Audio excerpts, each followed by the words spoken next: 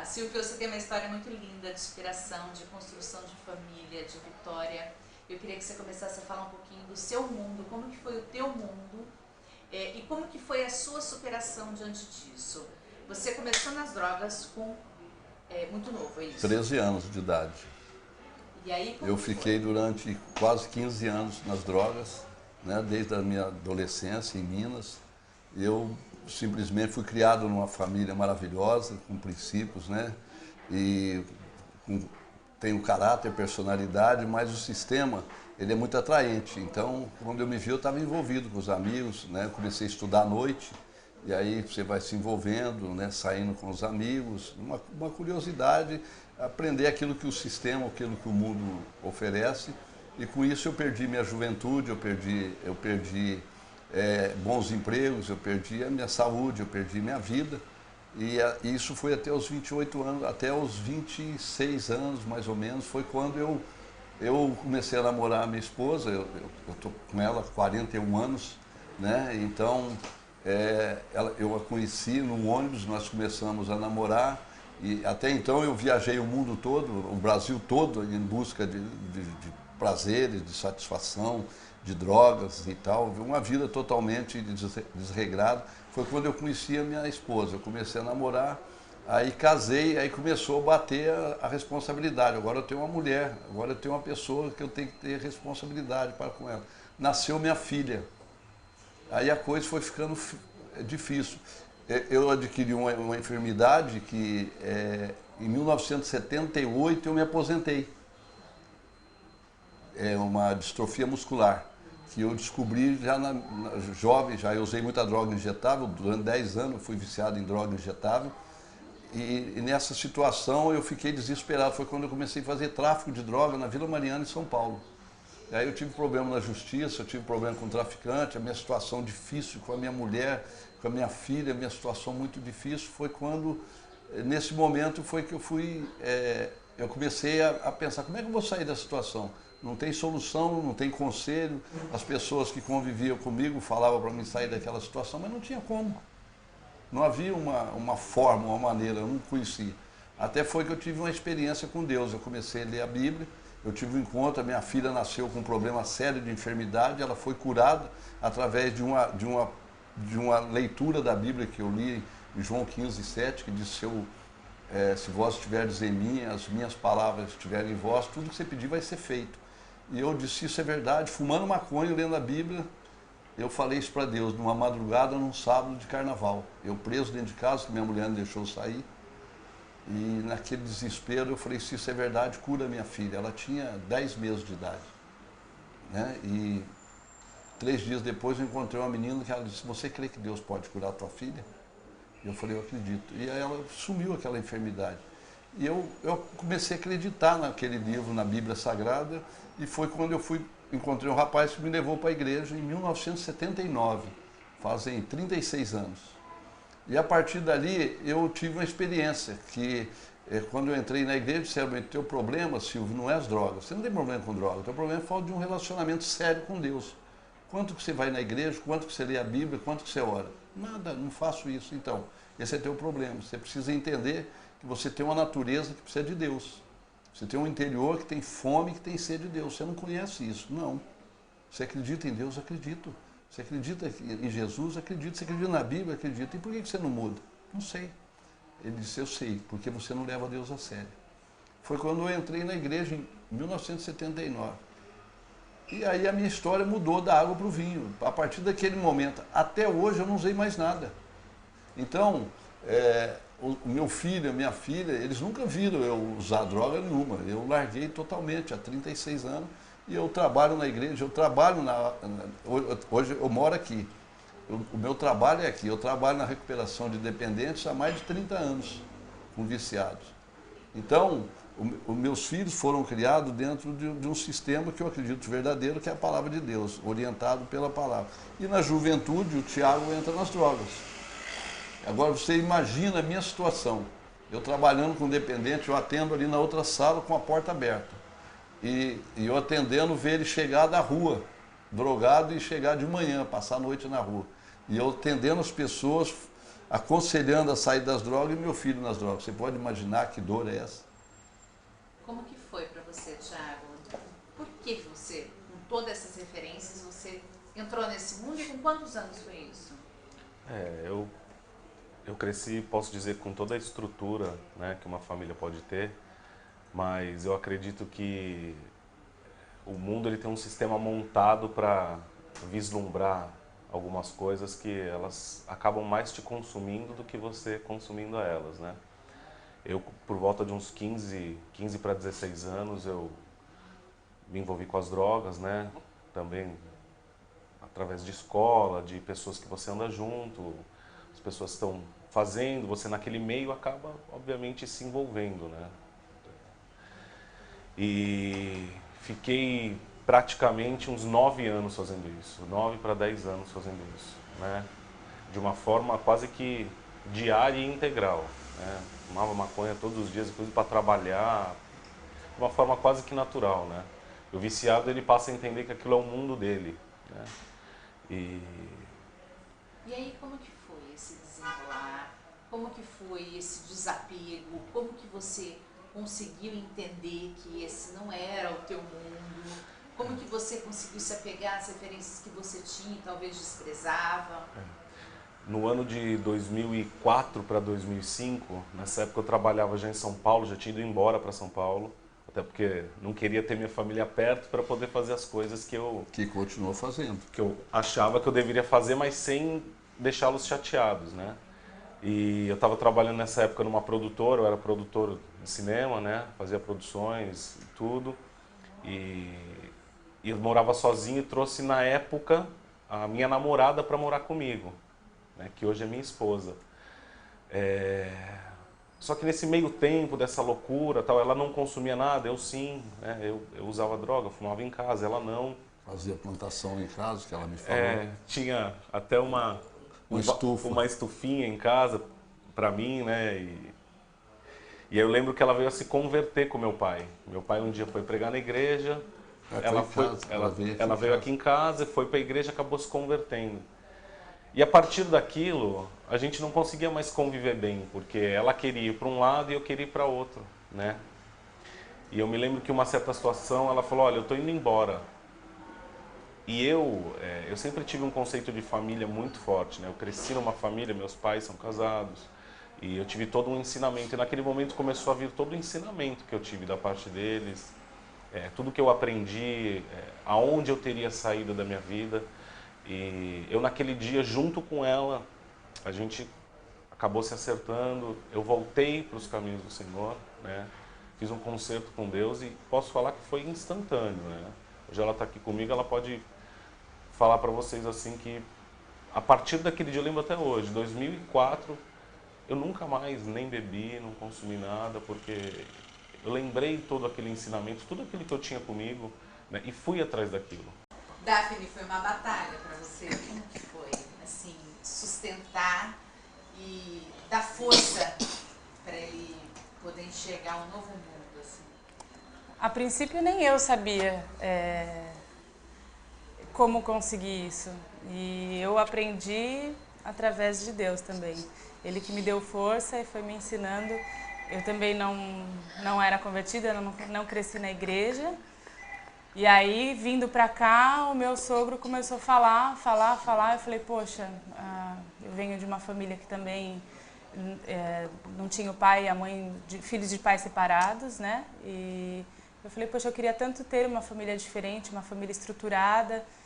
E aí, quando eu comecei a conhecer a Deus verdadeiramente, ele foi mudando meu coração. E aí eu comecei a falar isso para ele, poxa, a gente podia ter uma família diferente, a ser diferente, né? E comecei a pedir para Deus para que ele pudesse transformar ele, para que a gente pudesse ser essa família diferente. E aí Deus começou a transformar, né? Através do nosso convívio, relacionamento, e Deus começou a transformar. Mas foi difícil, né? Foi, todo dia, foi. Todo dia uma sementinha plantada. Todo dia uma sementinha. Porque no começo, quando a gente está no calor da coisa, muito jovem, a gente não tem muita consciência das coisas, né? Quando a gente começa a ter a responsabilidade de pagar as contas, até aquela rotina do casamento, da vida a dois, a gente começa a falar, poxa, quem pode me socorrer, né? E aí, através desse clamor mesmo de conhecer a Deus e Ele transformar as nossas vidas, foi pouco a pouco que Ele foi fazendo a diferença e transformou verdadeiramente. Eu acredito que não tem outro caminho que pudesse nos levar a isso, porque eu acho que a gente nem estaria mais juntos se não tivesse sido a transformação que Deus fez nas nossas vidas mesmo. Em mim e nele, né? Em ambos. Você teve bastante paciência. Quanto tempo foi assim para você conseguir esperar essa restauração? 2 anos e meio? 2 anos? 2 anos. E pouco a pouco a gente vai se transformando, né? Não é assim, uma varinha. Não é assim. Me converti, nossa, não é assim. É uma transformação constante. Até hoje a gente tem ainda pequenas coisas que a gente precisa ser transformado, né? Então, naquele momento que a gente reconheceu que a gente precisava de ajuda espiritual, né? E aí Deus começou a transformar as nossas vidas pouco a pouco e com isso a gente foi se transformando.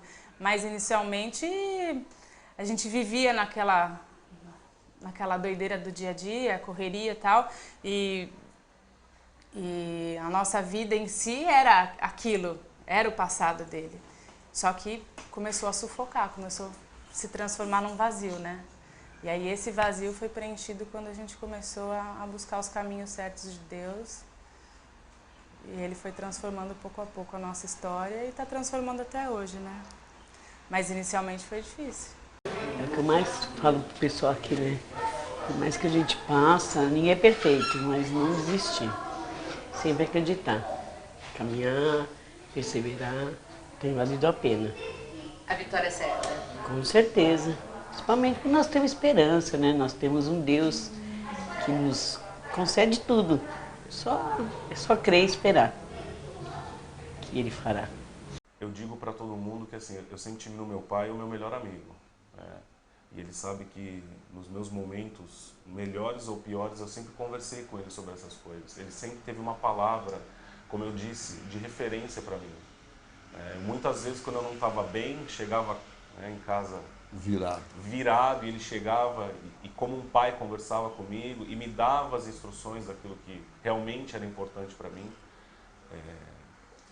Eu sei que a base de tudo isso é a Bíblia, a Palavra de Deus, mas eu sempre tive em casa e recebi o amor da minha família incondicional. Né? E eu tive neles a referência para isso tudo. Mas a gente percebe que muita gente não sabe como lidar com essa situação, né? Porque é uma situação muito extrema. A pessoa também, ela sai de si assim completamente. Sim. E aí, como que os pais, que talvez não tenham passado pela experiência que o Silvio passou, ele talvez tenha um pouco mais de experiência até para lidar com você, mas muitos não sabem eu atendi, como lidar. eu atendi uma senhora há pouco tempo aqui na minha sala. A gente atende individualmente nas salas aqui as pessoas, enquanto eles dão aula lá fora para os alunos que chegam. Nós trabalhamos com população de rua. E ela estava com um filho de 16 anos e ela na minha sala, ela diz assim, eu não sei o que eu faço com ele. Aí eu perguntei para ela assim, a senhora acredita em Deus? Acredito. A senhora acredita na Bíblia? Acredito. A senhora vai na igreja? Ela disse, não, eu não frequento igreja nenhuma. Aí eu disse para ela assim, a senhora crê que aquilo que nós vamos fazer com o seu filho é bom? Ela falou, é bom. Eu falei, como é que a senhora sabe se é bom? A senhora não sabe nem o que é. E ela falou, é verdade.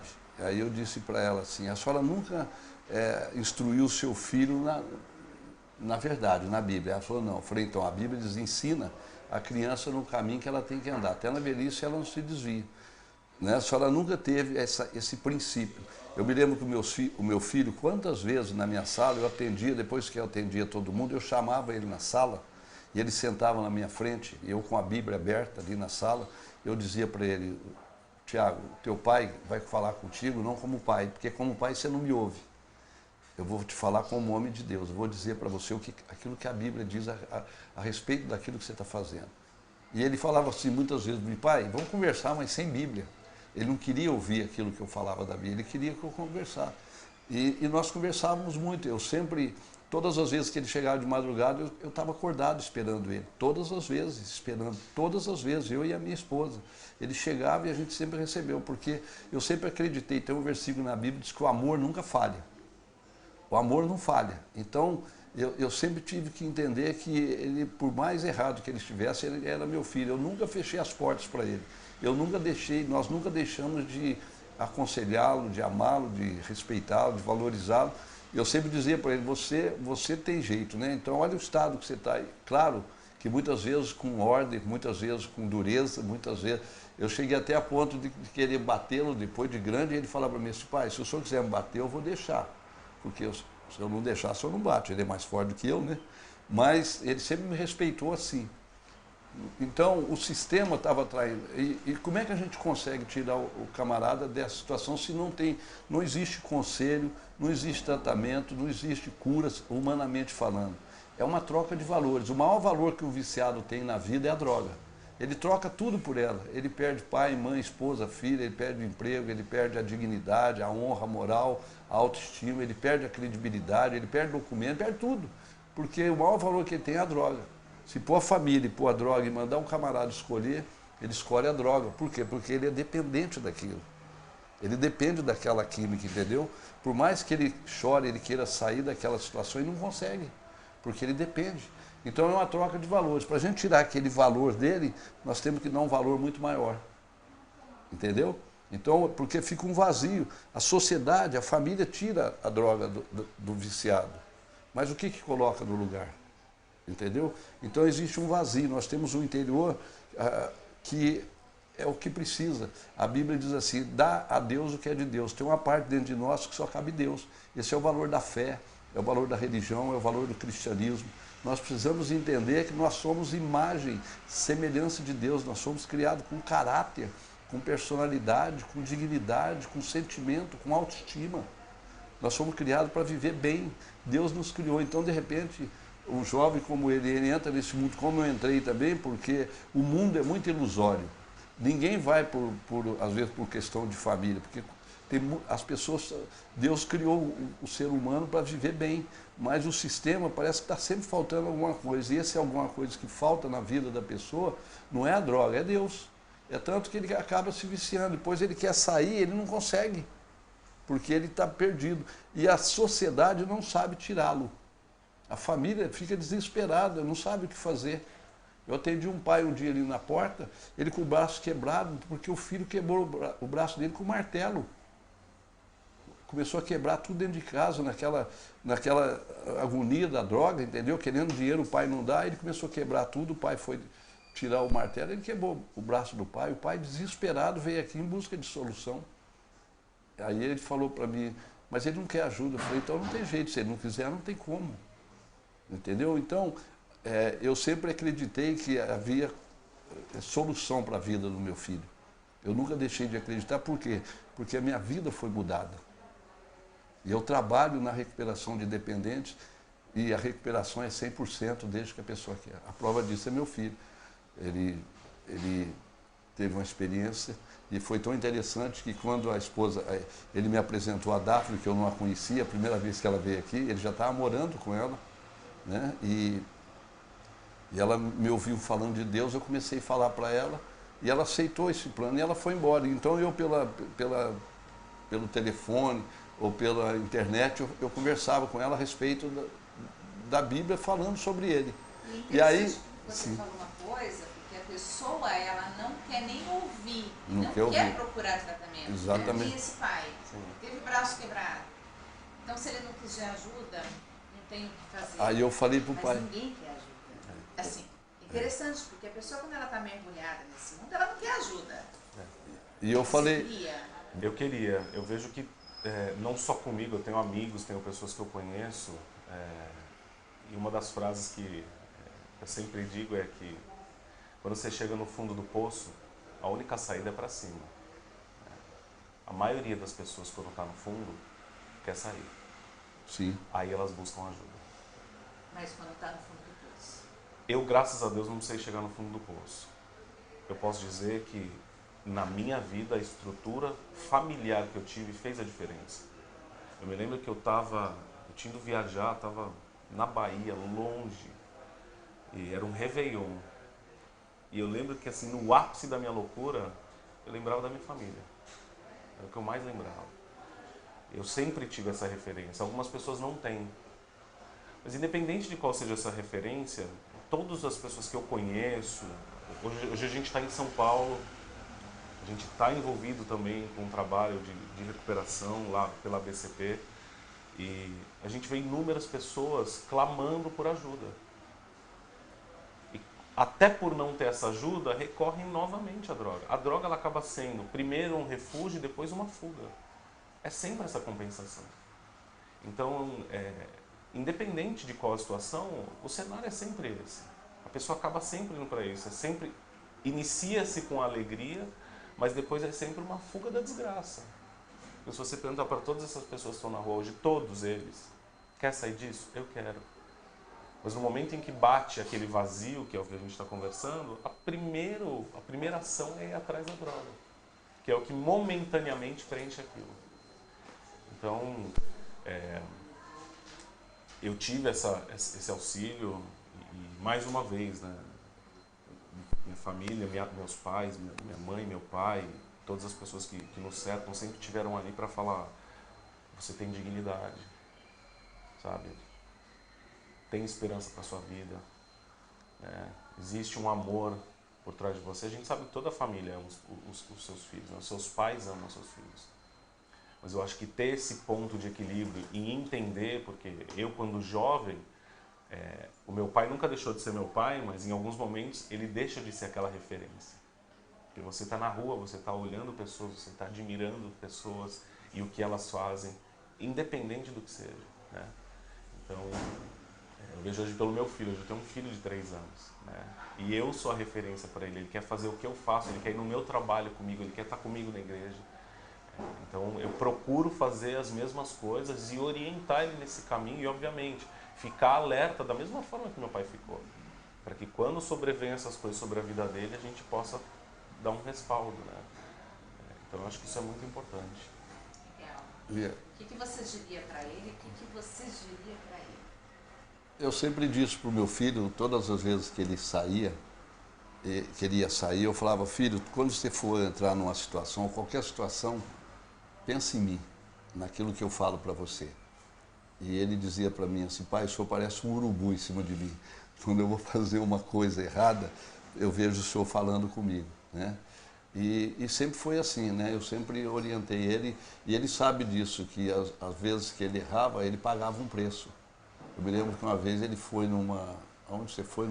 Num jogo do Santos, e foi uma fase que ele estava brigando, ele era da torcida Sangue Jovem, e ele estava muito envolvido, ele não saía lá de dentro, ele ficava lá o dia e noite, ele não estudava, não trabalhava, não estava fazendo nada, só na droga, e ele viajava com o Santos. E era uma briga. E ele foi numa torcida, quando ele voltou, me ligaram que tinha acontecido algo com ele, ele levou uma pedrada na boca e abriu os lábios dele. Quando uma senhora trouxe ele era jovem ainda, e eu disse para ela assim: sabe como é que chama isso aí? Desobediência. Se ele tivesse me obedecido, não acontecia isso. Aí, passado um tempo, eu estava na minha sala, ele entra na minha sala de mochila,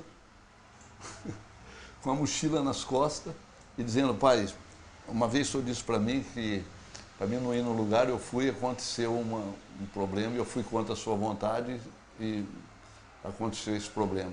Agora eu estou indo para a Argentina, olha só, lá no Boca, lá